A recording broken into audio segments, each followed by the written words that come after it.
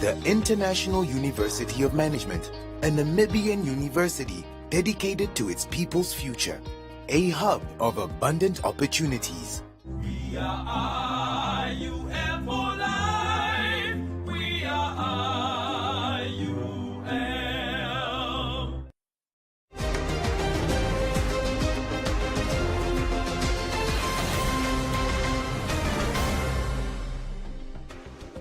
Good evening, I'm Tonata Kavila. In the news tonight, Mutota appointed as Nampo Deputy Inspector General. RFA targets revenue above 3 billion Namibia dollars next year. Agriculture needs new policy to attain self-sufficiency, says Schlettwein. And Business on One comments corner, sport and the weather.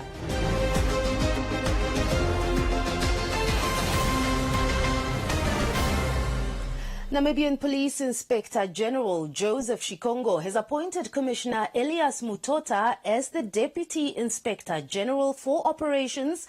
Mutota, who headed the Special Field Force, moves from the rank of Commissioner to that of Major General. Shikongo promoted and transferred several other police officers, including Mutota, during a press briefing on Monday. Mutota takes over from Shikongo, who was recently promoted to Inspector General of the Namibian Police. Mutota served the police in the Security Division, Finance Department, Drug Law Enforcement Unit, and VIP Protection Directorate, amongst others.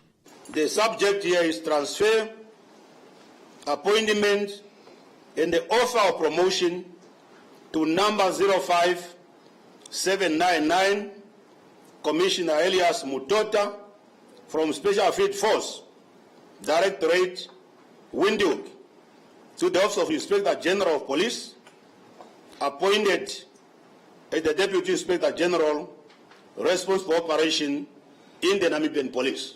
Commissioner Mutota, from the 1st of November 2022, you are a Major General, promoted to the rank of Major General,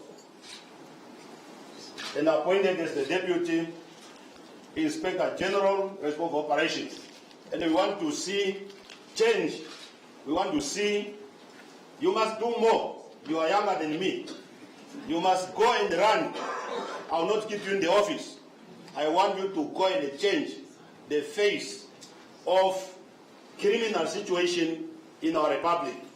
Speaking at the same event, Shikongo noted that the crime situation in the country is relatively calm, assuring members of the public that the isolated incidences of housebreaking, stock theft, and robberies should not be a cause for concern. Shikongo further issued a stern warning to police officers involved in criminal activities, urging them to get out of the offices when necessary and be on the ground and engage communities and ensure crime prevention. The situation, crime situation in the country is relatively calm. The situation is calm, although we have isolated incidents of housebreaking, stock theft, other thefts, robberies, but there is nothing our people should be alarming of. The Namibian police is there to ensure the public safety and the public security. These men and the women that you see here, they are ready to provide quality service to our people. The mandate of the Namibian police is very, very clear. Our mandate number one is the preservation of internal security of the Republic of Namibia. Number two is the maintenance of law and order. Number three is the investigation of offense or alleged offense. Number four is the prevention of crime. And then number five is the protection of life and property. Clear mandate, indisputable mandate. I was asking myself a question when I was in Zambezi, because I took the regional commander with some members just to go in the patrol, because I want to feel how big is Katima. It's a small town. And if you are hearing of people committing crime in Katima, housebreaking, with the number of police officers that are there, you ask yourself a question, why? Maybe it's a question of that we are not really, all of us are not out there.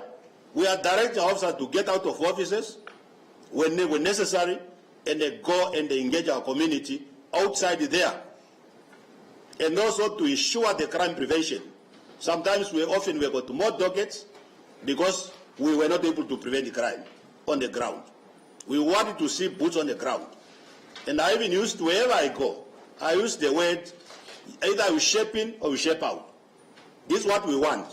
We want to see all our officers very disciplined. We want all our officers to commit to the mandate of this organization. We have also indicated that those who are becoming criminals, involving in criminal activities, is better for them to pack before we come after them. That must be very clear. We are united management, and we are going to continue ensuring the public safety of our people. Shikongo added that for the time being, there will be no operation similar to that of Kalahari or Hornkrantz, consisting of members of the Namibian Defence Force. However, a robust police deployment has been activated.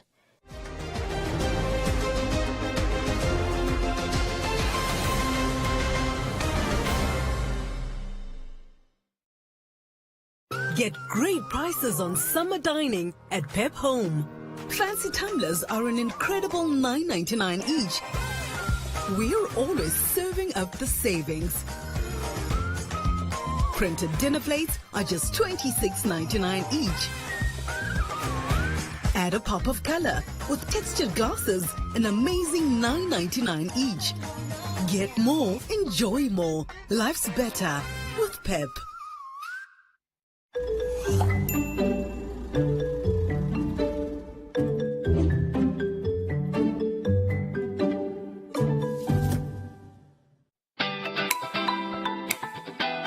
Great deals from Choppies.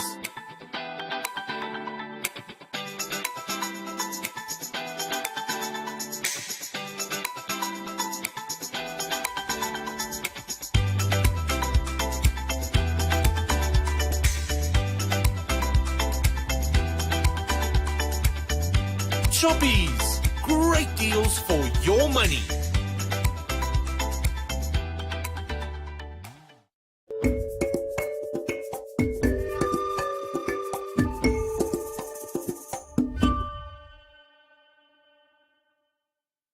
The Road Fund Administration plans to generate revenue of 3.1 billion Namibia dollars by 2023 after recording strong returns of 2.4 billion Namibia dollars last year. The fund is mandated with the maintenance and upkeep of national roads.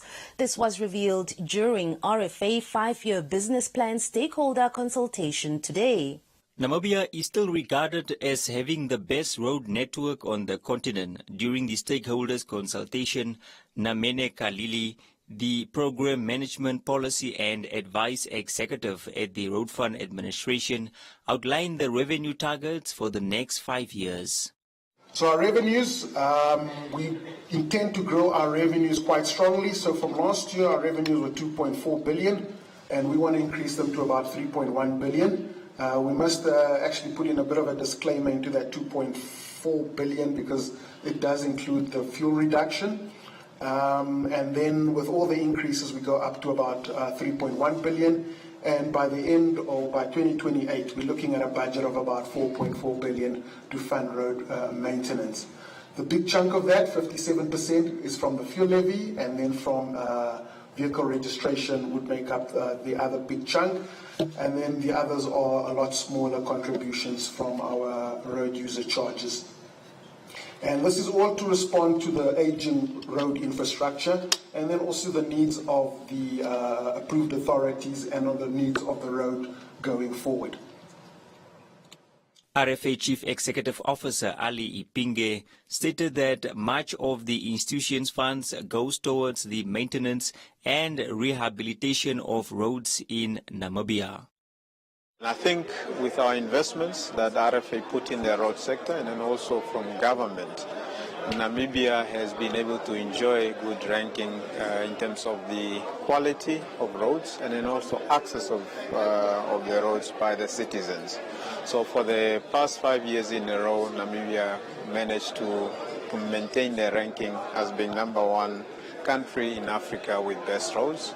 And also in terms of global ranking, we have improved our ranking from about 30 position about a year ago to 23 positions. So that says a lot about, what Namibia does. With our small population, limited vehicle population, we still are able to then maintain our roads up to optimum standard. Is it sufficient? Certainly not. There's still a room for improvements, but we believe that we are on the right trajectory to make sure that we keep on maintaining and sustaining the road sector moving forward. The Road Fund Administration Business Plan Stakeholder Consultation is an annual event.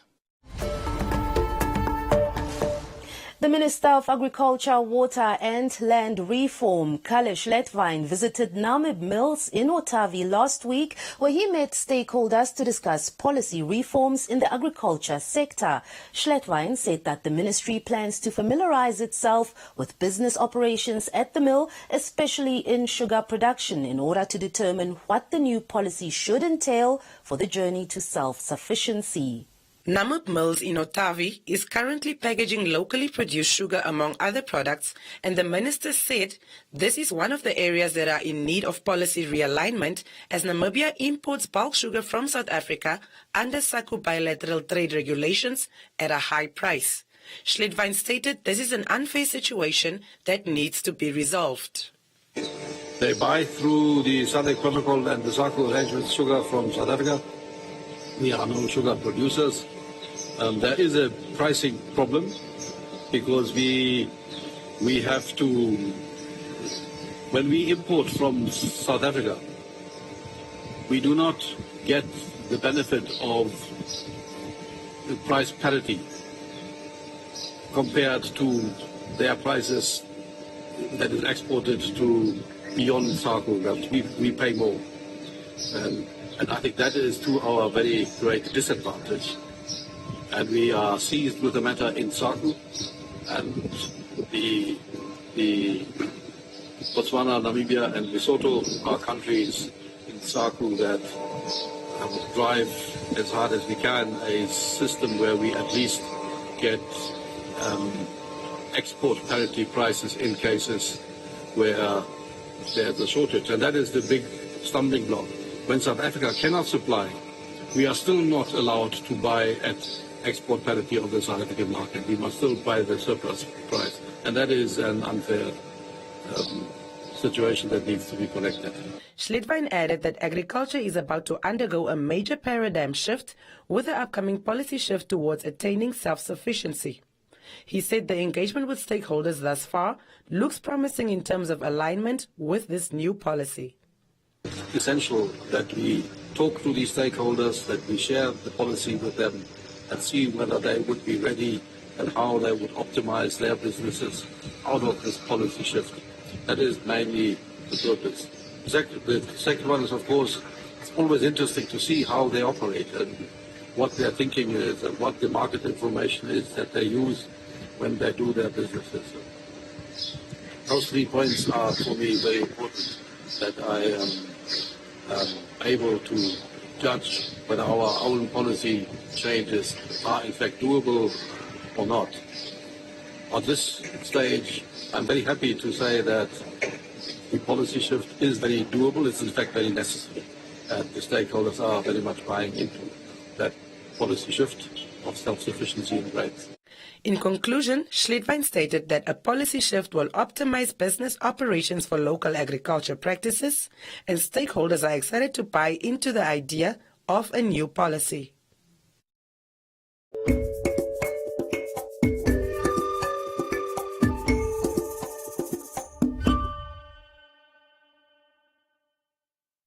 This November, Rugby Fever is in the air, and rugby enthusiasts can look forward to the Dr. Hage Geingob Cup 2022. On the side and over the line go Belgians.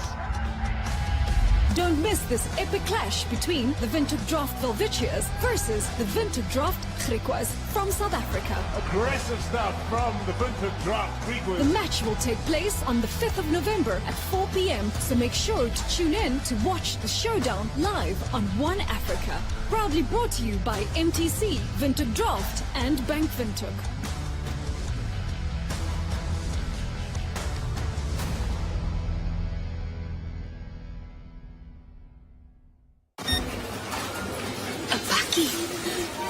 Breaking news. A Bucky every week. Say it with me. Bucky. Bucky. A Bucky. This festive season, there's a Bucky up for grabs at OK every week. No wonder it's on everyone's lips. Buy any participating product to enter and you could win a brand new Bucky plus petrol money for a year. Also save on Brooks Oros for just $32.99, Sparletta soft drinks for a low $16.99, and Dairy Made Farmhouse ice cream at only $42.99. Come for the savings, leave it a Bucky. There are data deals. And then there are Telecom Namibia data deals. And if you want the biggest data deal of all, you gotta get 31-day Jiva, which comes with a massive 50 gigs of data. Is it even possible to use 50 gigs of data in a month? You tell us.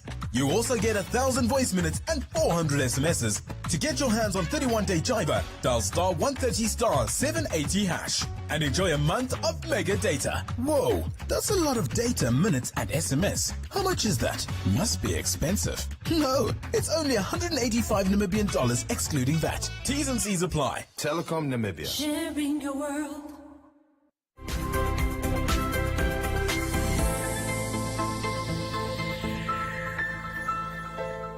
Welcome to this edition of Business on One. The chairperson of the Central Procurement Board of Namibia, Amon Gavetene, said the board awarded procurement contracts to 37 companies valued at $1.4 billion in the past 6 months. Gavetene stated that 97% of procurements were awarded to Namibian companies, adding that over 50% of the bidders have exceeded performance expectations. Tenders awarded ranged from construction of schools, VTCs, health facilities, telecommunication services, and the maintenance of road infrastructures, amongst others. Gavetene was speaking during a media briefing regarding procurement activities at CPBN from April to October this year. Gavetene indicated that the main idea is to broaden the scale so that many Namibian-owned companies get empowered and benefit from these tenders, adding that this will in turn create employment to the masses. And I think it's really the idea is to try and broaden the cake and the scope so that many people can benefit, and then we create a bit more employment and a bit more empowerment among Namibians.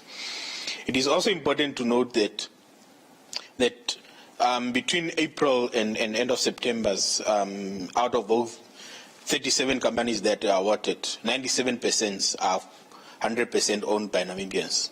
We only had one company that is owned by non-Namibians, and that is for the tender that we awarded to that company for provision of billing services for telecom.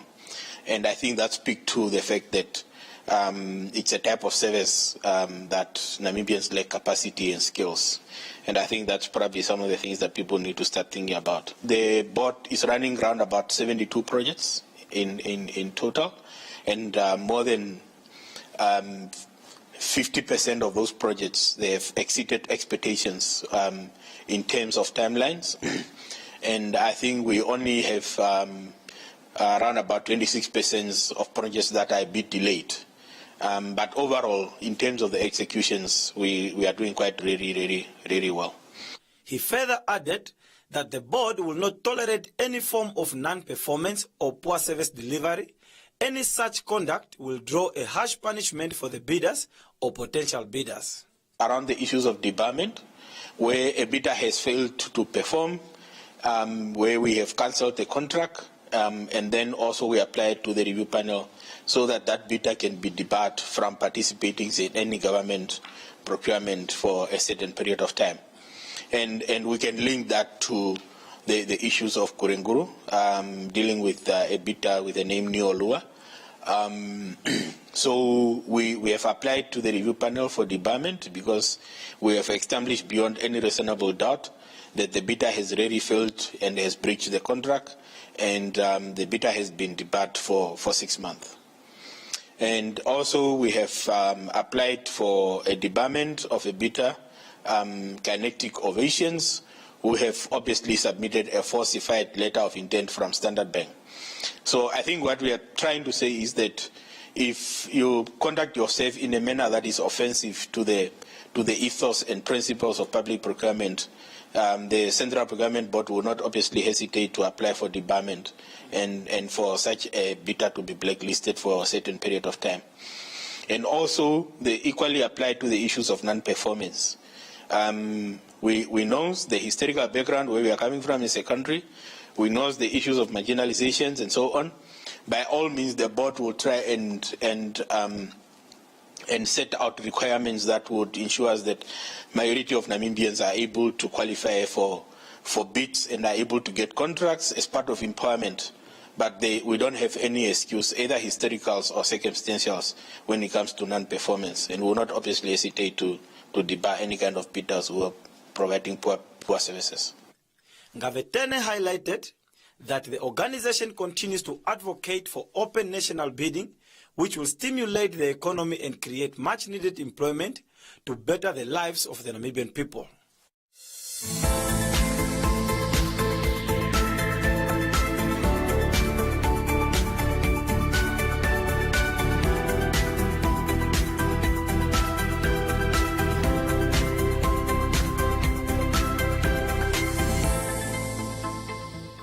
And that is all we have for you. Be sure to follow us on our social media pages for more on the business front.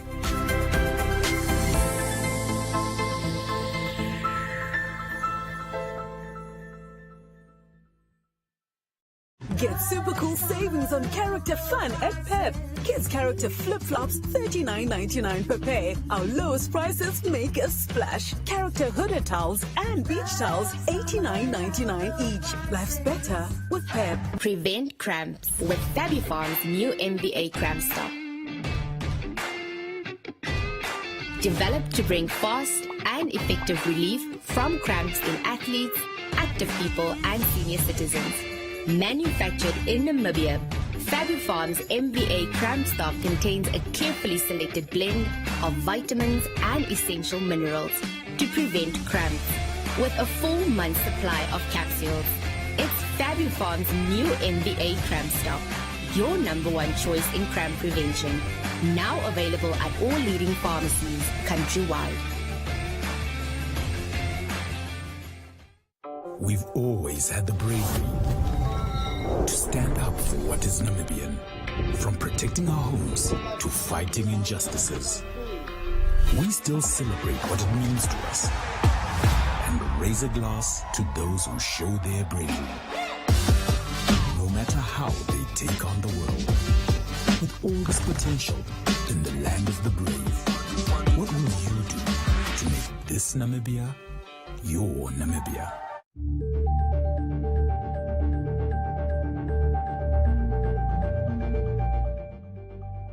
Now a look at the Comments Corner, your daily dose of comments from our social media pages.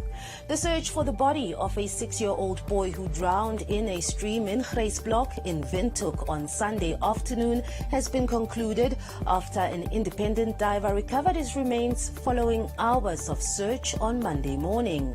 Henriette said it is not right that the mayor gave instructions for the pipes to be fixed.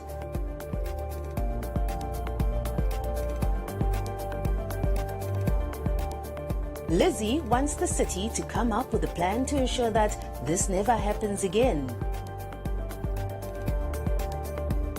Brandon said previous mayors did not solve the problem. Dapewa says it's painful for a mother to lose a child. Petrus blamed the city for this tragedy. That's all from our Comments Corner. Be sure to engage on our stories on our social media pages for broadcast on News on One.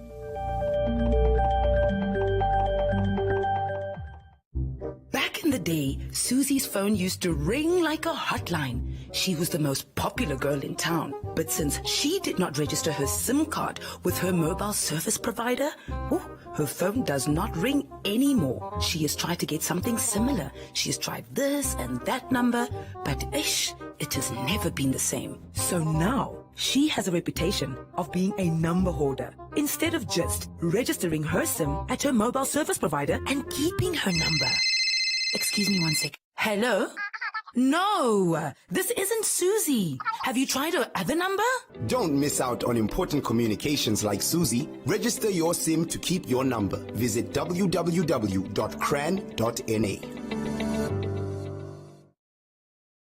Get the greatest savings on hoodies and golfers at Pep. Hoodies for baby boys just $49.99 and younger boys only $69.99. All the sizes, lowest prices. Men's golfers an incredible $89.99. Get into store, save even more. Life's better with Pep.